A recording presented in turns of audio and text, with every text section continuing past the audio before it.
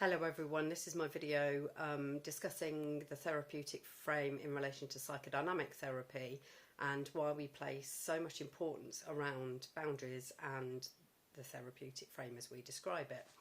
I thought a really good starting point would be for me to revisit my MA dissertation, which I did on challenges to the therapeutic frame in relation to psychodynamic practitioners.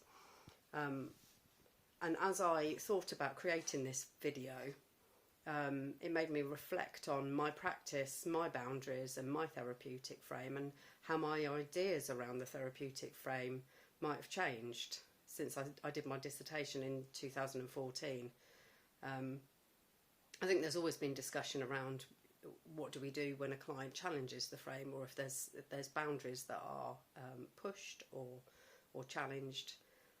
So I thought it was a really good starting point to kind of revisit my thoughts and my ideas and some of the research that I did back in 2014, and just, you know, kind of think about where I am now with that. So I am going to read a little bit from my MA dissertation, because I think it gives a really good description of what the therapeutic frame is, and what it means, and how we as psychodynamic practitioners might use the therapeutic frame as part of understanding the client's unconscious processes. So, psychodynamic therapists place considerable importance on maintaining the integrity of the therapeutic frame. The therapeutic frame is the boundary within which the therapy can effectively take place. That's Jenkins, 2006. This stance marks this modality as being quite distinct from other established therapeutic approaches.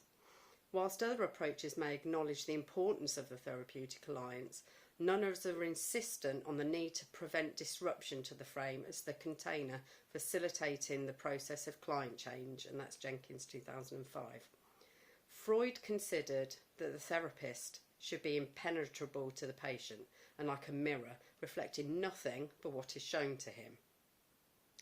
What Freud is suggesting there is that abstinence and non-disclosure of any personal information to the client is part of maintaining the therapeutic frame and maintaining a boundary. However, the definition and the meaning of the therapeutic frame has evolved and has become a bit more flexible. Practitioners now, for example, wouldn't necessarily be expected to maintain a blank screen. However, psychodynamic practitioners continue to place an emphasis on non-disclosure, but perhaps not as strictly as Freud once suggested.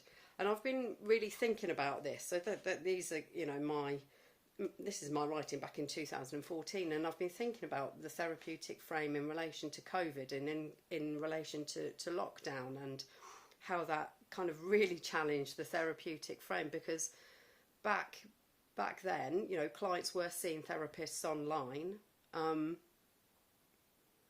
even before COVID and before lockdown, that was the case. But I think COVID introduced online therapy, you know, across the world, across the UK. It's challenged the frame in that, you know, clients are seeing part of a therapist's world that they might not necessarily see, and vice versa. You know, when we're working online, we get to see a client's room, client's pets, sometimes clients' children, which we might see photographs if we're seeing them face to face, but it's very, very different when we're working online. So just going back to this blank screen, can anybody ever be a blank screen? Can any therapist ever be a blank screen?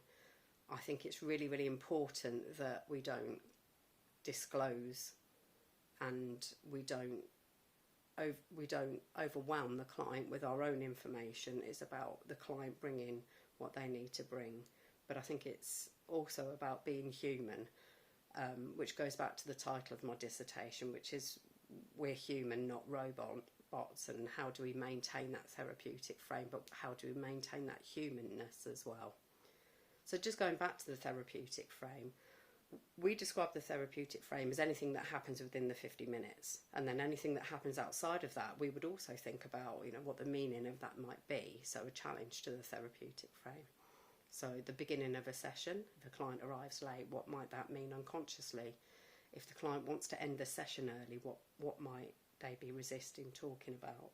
If the client brings something really difficult at the end of the session, what we call a door handle moment, what might that mean? What do they want to leave the therapist with?